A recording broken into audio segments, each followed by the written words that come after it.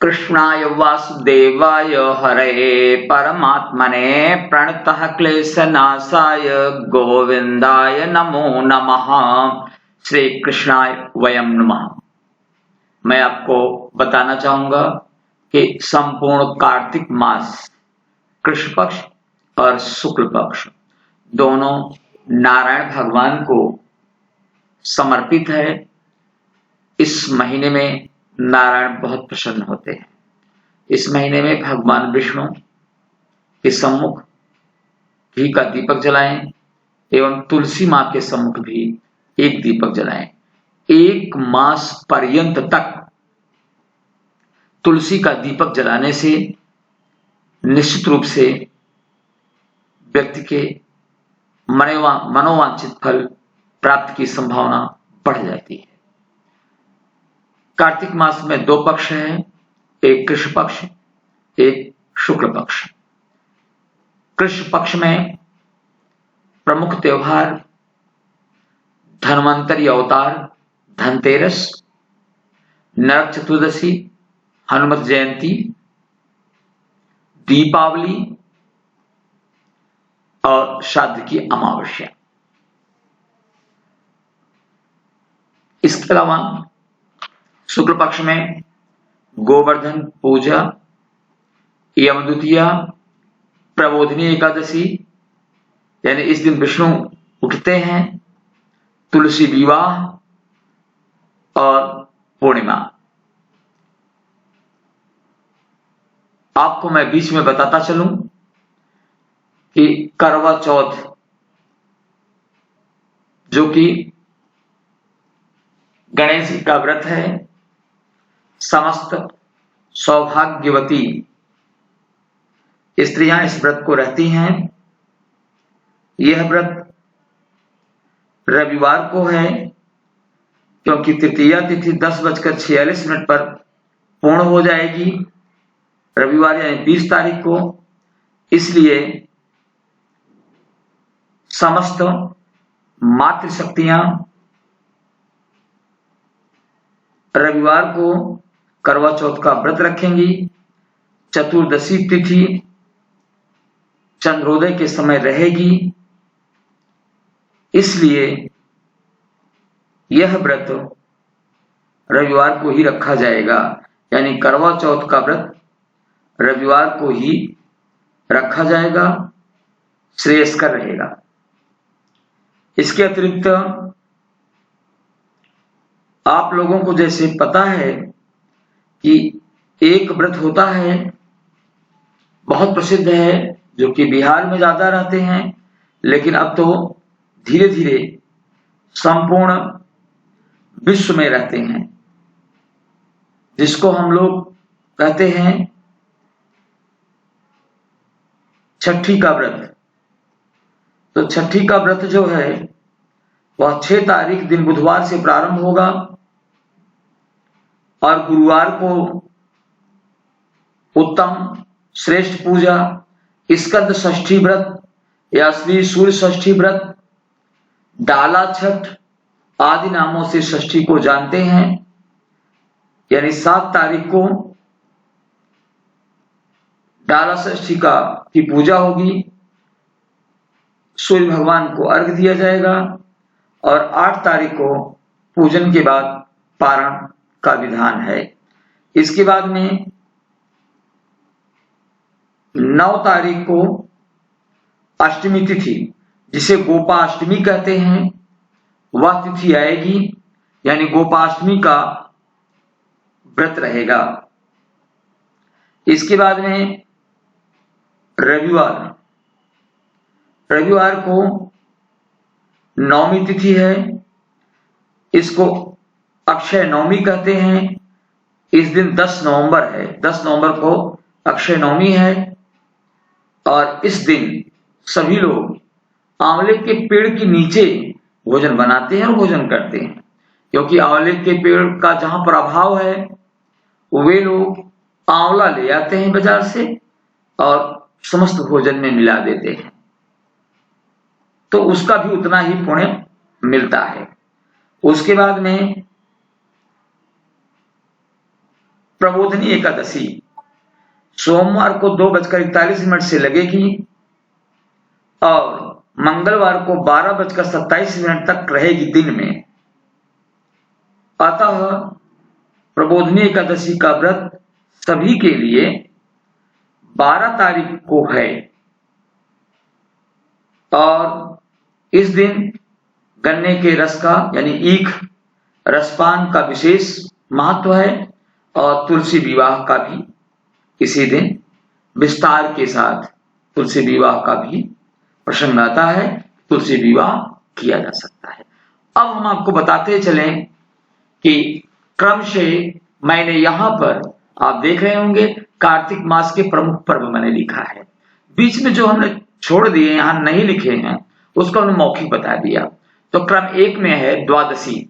द्वादशी मंगलवार को दिन में 11 बजे तक रहेगी। इसके बाद में त्रयोदशी आ जाएगी। तो धन्वंतरि अवतार धनतेरसी इसी दिन मनाई जाएगी, मनाना चाहिए। अच्छा, दूसरा पर्व है हमारे यहां चतुर्दशी। तो दूसरे क्रम में 13 मैंने लिखा है, तिथि 13 यानी त्रयोदशी तिथि बुधवार को दिन में 1:05 तक है। तो शाम के समय चतुर्दशी रहेगी। अतः जब चतुर्दशी रहे यानी नरक चतुर्दशी, यम चतुर्दशी भी से कहते हैं, इस दिन चतुर्मुख दीपक अपने दरवाजे के पास और ज्यादातर लोग नालियों के पास रखते हैं। और इस दिन हनुमत जयंती शाम को मेष लग्न में, मेष लग्न का स्वामी भौम है, उस समय 4:48 से 6:25 तक धूमधाम से आप लोग मनाएं और आनंद लें। तीसरे क्रम में है चतुर्दशी यानी चतुर्दशी तिथि गुरुवार को दिन में 3:12 तक है। उसके बाद में अमावस्या तिथि लग जाएगी यानी दीपावली इसी दिन मनाना है। गुरुवार को दिन में 3:12 बजे के बाद से लेकर के सारी रात दूसरे दिन 5:14 तक अमावस्या तिथि रहेगी।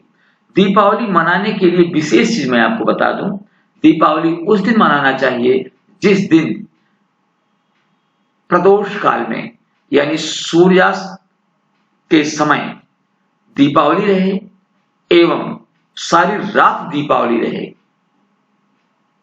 उस दिन दीपावली यानी महालक्ष्मी की पूजा करनी चाहिए। महालक्ष्मी पूजा का जो घर में महालक्ष्मी की पूजा होगी उसका समय 6:28 से लेकर के 8:24 तक है। 8:24 तक है, जो कि हमारे इस वीडियो में यहां पर आप देखें ये लिखा है 6:28 से 8:24 तक घर में लक्ष्मी पूजन का समय है। अब आती है बात गोवर्धन पूजा की। गोवर्धन पूजा यानी प्रतिपदा शनिवार को रात्रि में 7 बजे तक है। अतः गोवर्धन पूजा शनिवार को ही मनाएं। और छठे क्रम में द्वितीया तिथि द्वितीया रविवार को रात्रि में 8:22 तक है। यानी इस दिन पूरा दिन यमुना में स्नान करें और भाई बहन के यहां जाकर भोजन करें, यह विधान है। उसके बाद में एकादशी तिथि मंगलवार को मध्याह्न में 12:27 तक है। अतः प्रबोधनी एकादशी का व्रत 12:27 बजे तक एकादशी होने के कारण इसी दिन यानी मंगलवार को ही मनाएं। इसके बाद गृहलक्ष्मी आपके सामने आता है पूर्णिमा। पूर्णिमा कब मनाया जाए? तो पूर्णिमा शुक्रवार को रात्रि में 5:09 तक होने के कारण पूर्णिमा का महापर्व आप लोग शुक्रवार को ही मनाएं। तो इस तरह से मैंने इन पर्वों को आपके सम्मुख प्रस्तुत किया। आशा है कि आपको ये अच्छा लगेगा और आप लोग इस वीडियो को देखकर मुझे आशा है कि आप सभी लोग जो इस समय भ्रामक स्थिति लोगों ने फैला रखी है जिन्हें ना तो पंचांग देखना आता है, न पंचांग से कुछ लेना देना है, बस अपनी बात को एक कथित ज्योतिषी, स्वयं को ज्योतिषी मान करके सीधे सम्मुख आते नहीं हैं, केवल लोगों को गुमराह करते हैं। ये उल्टी विचारधारा वाले हैं। 1, 2, 4 वीडियो बनाए और अपलोड कर दिए और लोग उसे देख करके भ्रमित होते हैं। उनके भ्रम में आप न आए।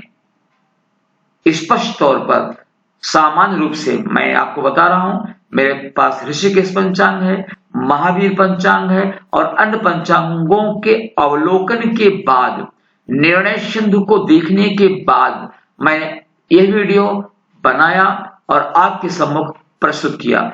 आप मेरे वीडियो को अंत तक देखा करें। आपसे विनम्र निवेदन है, आपको ज्ञान मिलेगा, लाभ मिलेगा और आप मुझे परामर्श दे सकते हैं। हम उस परामर्श को स्वीकार करके और अच्छा करने का प्रयास करेंगे। सबको दीपावली की अनंत हार्दिक शुभकामनाएं एवं बधाइयां। नमो नमः। और अंत में मां भगवती का ध्यान करते हुए एक श्लोक आप लोगों के लिए, एक लौकिक और एक वैदिक। श्रेष्ठते लक्ष्मीस्य पत्न्या वहोरात्रे पार्श्वे नक्षत्राणि रूपमस्तिनो व्याप्तम् ईशान सर्वलोकमईशान। यासि स्वयं सुकृतिनां भवनेषु लक्ष्मी पापात्मनां कृतधियां हृदयेषु बुद्धि। श्रद्धा सतां कुलजन प्रभवस्य लज्जां तां त्वां नता स्म परिपालय देवि विश्वम्। ओम महालक्ष्मी नमः। महालक्ष्मी च विद्महे विष्णुपत्नी च धीमहि तन्नो लक्ष्मी प्रचोदयात्। आप सभी भक्तों का महालक्ष्मी कल्याण करें। नमो नमः।